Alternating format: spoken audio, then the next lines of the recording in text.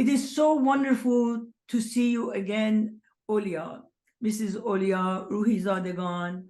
It was about, oh my goodness, maybe over 30 years ago that we had together 2 half-an-hour interviews on the cable TV station for transforming human consciousness. And I am so absolutely delighted to welcome you once again to a follow-up on the Baha'is in Iran and what has been happening for this past 40 years. And as you know, still 700,000 Baha'is in Iran, they have no right, they have no protection, they do not enjoy the basic human rights granted to other citizens in Iran. It's still happening. I would like to hear from you the highlights of what we need to hear and how did it happen that you became the witness to the story that you have been sharing with the whole world now. And I understand you have some other books that you have written. At that time, it was only one book, was Olya's story. So I'm ready to hear from where you began. Best way to read Olya's story, as you know, the book translated and published by Spanish, and then Portuguese, and also Germany. I'm glad you're saying that. So all of these details are in your book. Exactly. Now you have written, the first one was Olya's story. What is the second book? Olya's Promise. Hopefully soon published. Name is Olya's Promise. Wonderful. You have been given the grace of God to keep your promise. Thank God for that. Olya, let me ask you something. What is your hope and wish for Iran today? What do you want the people of Iran to do? What do you want we don't want to talk about the government. What do you want the Iranian friends who are not Baha'is to do today?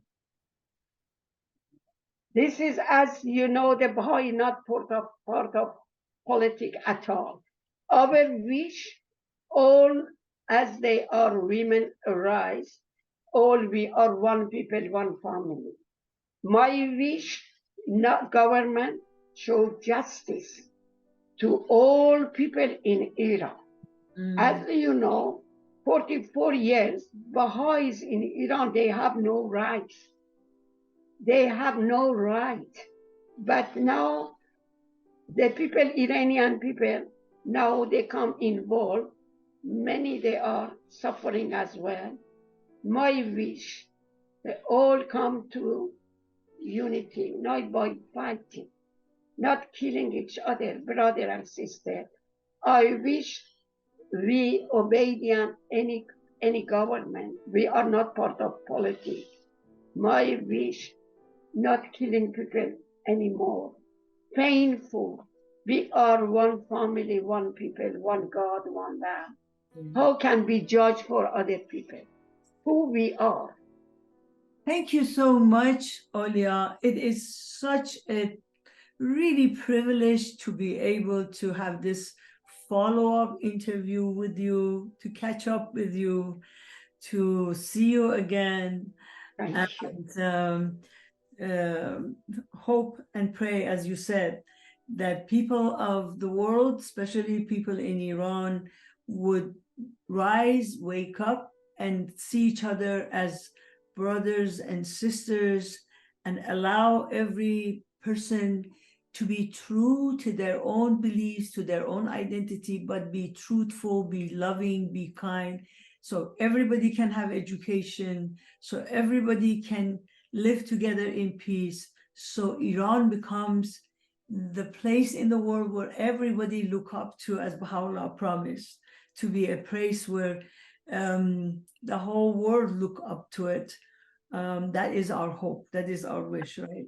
Thank you, Kevin June. Thank you to people, they watch that for your patience. As I mentioned, that the story is long. It's still continue. Thank you. Thank you very much. I appreciate that. Thank you, Olya. Thank you.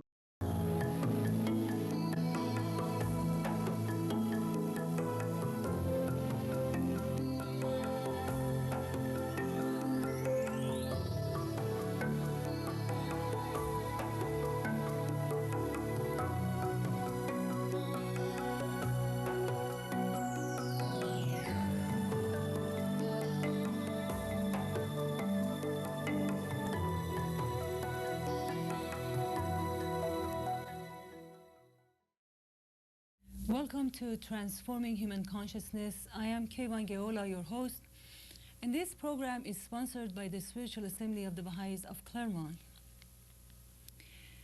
The Baha'is believe that the gift of God to this enlightened age is the knowledge of the oneness of mankind and the fundamental oneness of all the religions.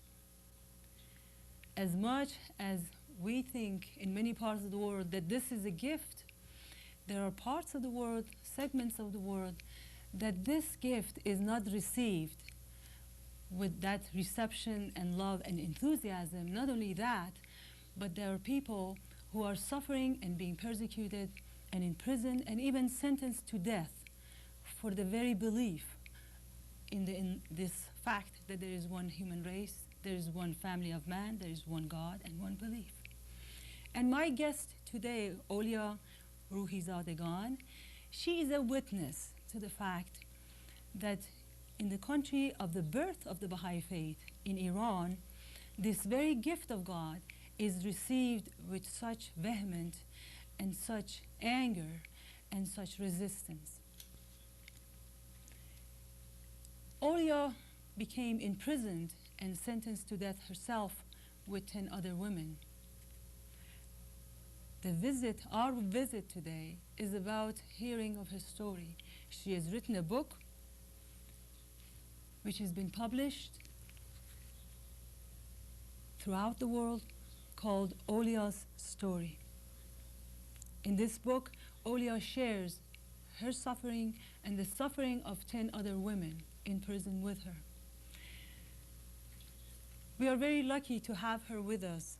Interestingly enough, about the time about in 1986 in the city of Claremont, where we are, we, the Baha'is of Claremont, hoping and praying that no more suffering will come to the people of the world because of their beliefs, and people could be free.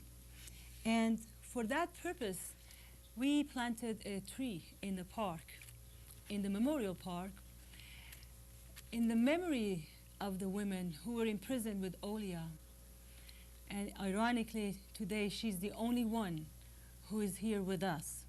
And later on, we will be having a book signing event in the park by that tree. I would like to present to you a very, very special person, a woman who speaks of the truth, a witness to the courage, to the perseverance, to the audacity, to the victory of human spirit. Very much pleased to have you here, Olya.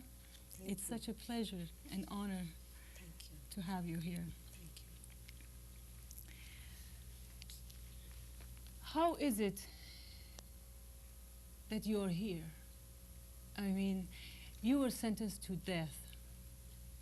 You were imprisoned with 10 other women, and many others, actually. Here today, you're here. What is the purpose? What is the mission that has brought you here? Their message, they gave their life, sacrificed their life for peace, unity, and love. I was a witness. I saw by my own eyes. They liked their life. They all, I was witness, they loved their life. They all were innocent people. They all were ordinary people. They don't want to die. But when they gave choice to them, force them to deny, recant their faith. I was witness many, many times, forced them, said, this is your choice, death or life. If you become Muslim, you will be free. What was the reason that they arrested you? Why did you end up in the prison to begin with?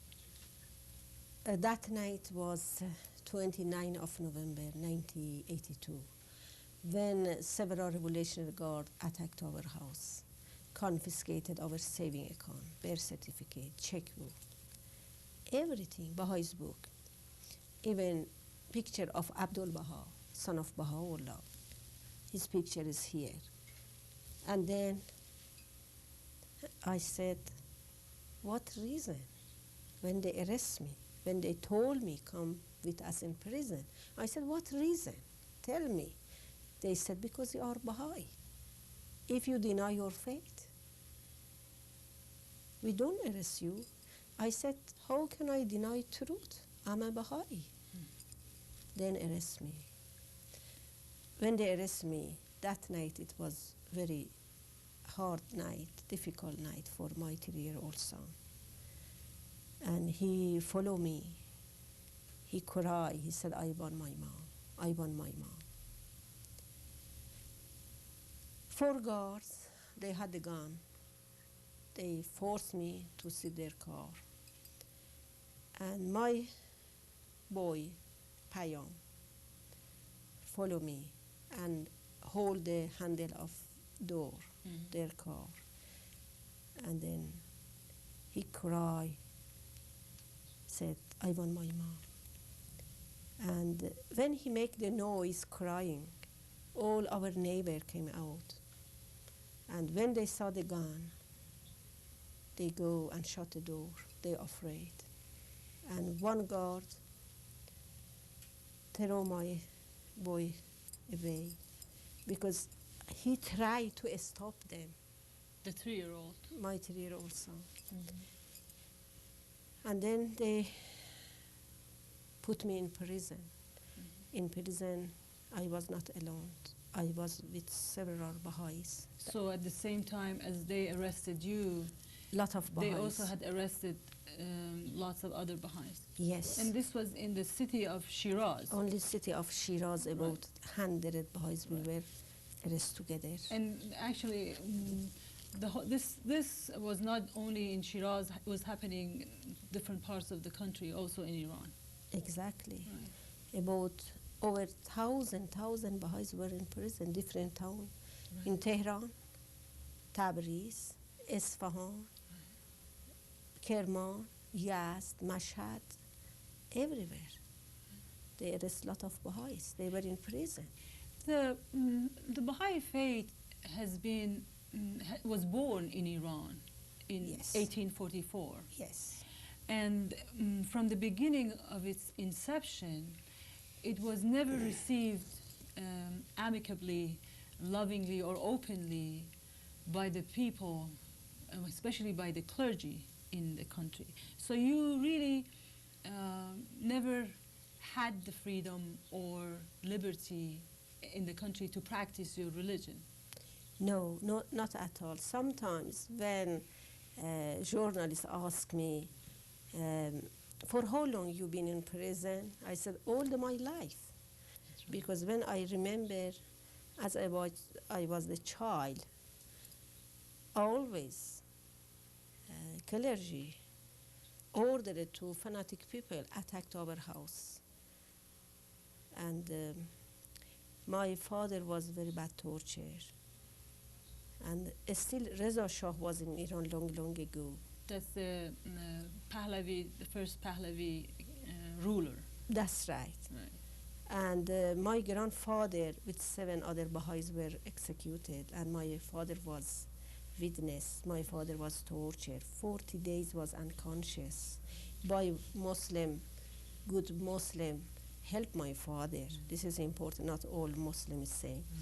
And always this religion was attacked to clergy. By the clergy. By the clergy. Right. 20,000 Baha'is gave their life, executed. So it's really nothing all of a sudden. It has a very long, painful history That's right. of persecution Yes. and torture and execution. Yes.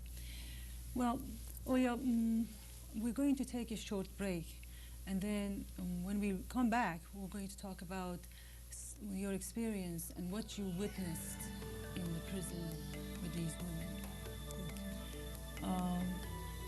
Please stay tuned. We're going to take a short break, and we'll be back.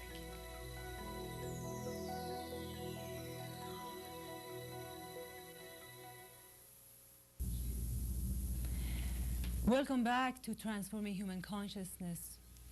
And today my guest is a very special woman, survivor of persecution, who was sentenced to death in Iran for her belief as a Baha'i, Mrs. Olya Ruhizadegan. And we're going to continue our conversation. Olya, you were talking about the fact that the Baha'is in Iran have been persecuted for many years. You said that you felt in prison from the beginning of your life. You never felt free living in that country. Why is it that this gentle religion that believes in the oneness of mankind, in the equal rights for men and women, in the oneness of all religions, in world peace, why is it that this gentle religion and this gentle people are the target of such persecution? Exactly same reason that early Christians were persecuted. Because mullah wanted power. They are afraid about their power. That's the Muslim clergy. Muslim clergy. And Baha'i faith, we have not priests, we have not leader, we have not mullah.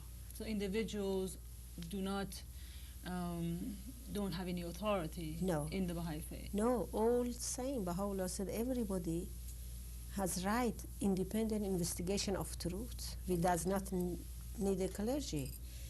And another thing, Muslim people believe that Muhammad is last prophet. The Baha'is believe for this age and today Baha'u'llah, the Baha'is believe all prophet of God. Abraham, Krishna, Moses, Jesus, Buddha, Zoroaster, Muhammad.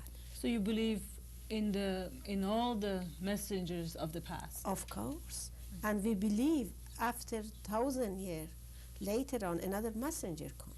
So in the Baha'i belief, there is no beginning and no end No. to the coming of the messengers of God. No, always when God will send a new messenger at different age to different people and different age. Now is message of Baha'u'llah is for this age. I see. So because of this, the Muslim clergy feels angry and upset and threatened, and That's right. that's why the Baha'is are persecuted. Not all Muslim people. This is clergy. Muslim people, many of them, they help us when Iranian authorities ordered it to burn it Baha'is house in Shiraz. I was a witness, 300 houses burned it. And my neighbor, many Muslim help to Baha'is. Nothing wrong with any religion. Wrong with fanatic prejudiced people.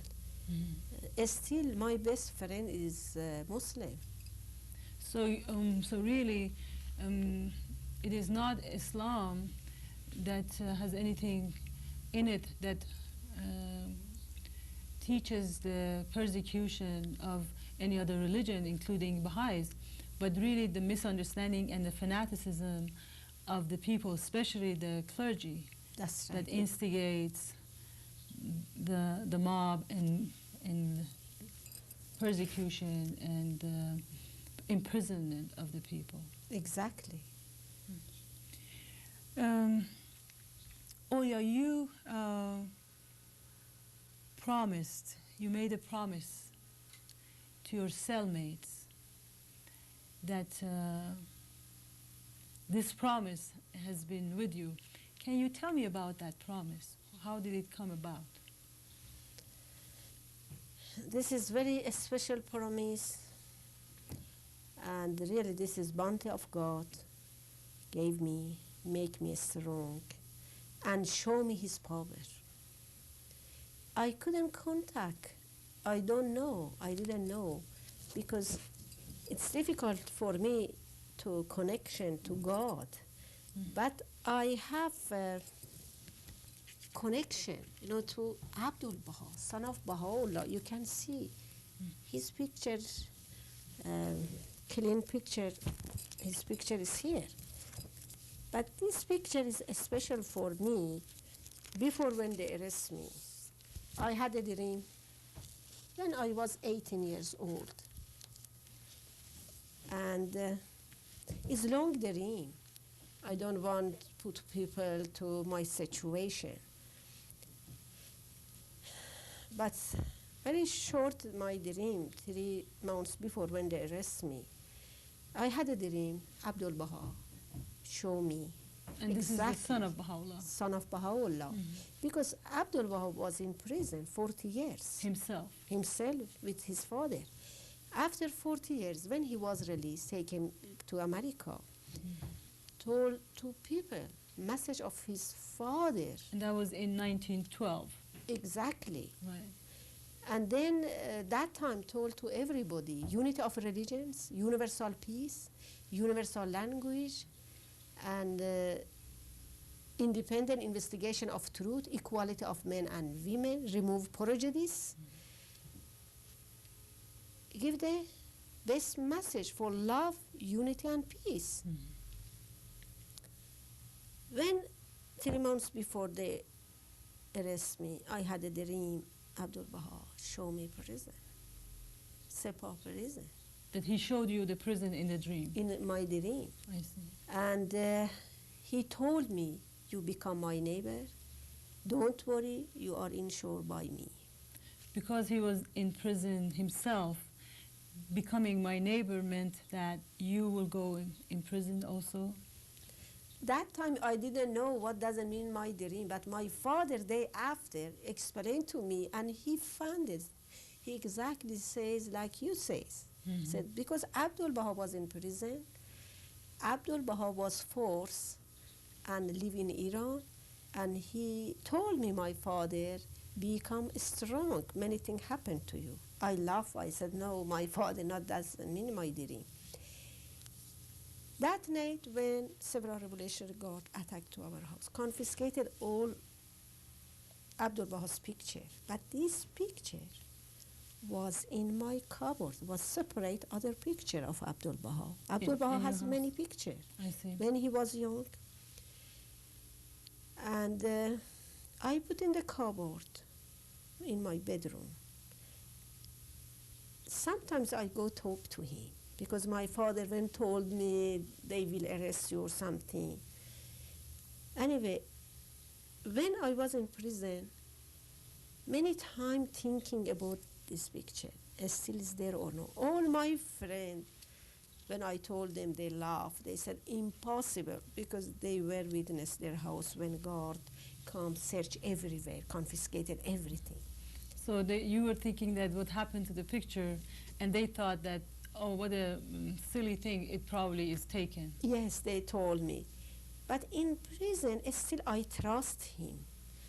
Even when I had sentenced to death, even when blindfolded me with this family, Eshraqi family, and with Tahir Siavashi, many of them. After you mentioned the names of and the story of these women all 10 women. in your book. Yes, Right. yes. And they all blindfolded us, and then they told us, face the wall. And several guards behind us, they put in the gun our back. They said, are you still Baha'i? All we said, yes, we are Baha'i. Suddenly shouted, said, we kill you, we torture you, nobody know what happened to you. Even that moment, I was so strong, I was not afraid. I trust him. I was so calm. I feel relaxed. If happen, he will. So you thought whatever God's will that will happen and I'm not going to be afraid. Exactly. And then it was amazing because when they told me you have sentenced to death, same as others, one day I measured the cell. My friend all, especially my relative is Mrs. Nosrati Aldoi. And she said, what you doing, Olya? Because I was not free. We cannot do anything we wish. Mrs. Yaleh was your sister-in-law? Sister-in-law of my sister-in-law was. And this is her picture with her son. This is herself. And she told me, what you doing, Olya, in prison? What you doing in cell? I said, well, Abdul Baha promised to me, you are insured by me. One day I must go out and wrote our story. And she loved me. Anyway, it was amazing day. But another thing was very interested to me. We were many Baha'is together in prison. But always when called the Ishraqi family with her father, and called the Tahiri Siavashi, and called the Shirin Dalvan. These are all Rashid. the women with you in the prison. They were with me in prison, and always they called me. Nobody else. They said, Roohizadegan, come with them. When I was a witness for their interrogation, come to my mind, said, some reason I must always a witness. Some prisoner, Baha'is, cry in the cell, said, why you? Why they call you? Why not me? Why they always call you? Why they don't call me? Why I'm here? I have not interrogation. Why every day you go 10, 12, sometimes 14 hours? You are all together. This is, I feel something I must doing. So there's a mission. Olya, we are going to stop here and continue our conversation in the coming program as our time comes to an end. But I love to hear the rest of the story. It's so fascinating, it's so moving. I would like to thank our audience for being with us, for transforming human consciousness. This is Kayvan Geola. If there are any questions or any comments about these programs, please contact us through P.O. Box 686, Claremont, California, Baha'i Faith. And thank you for being with us.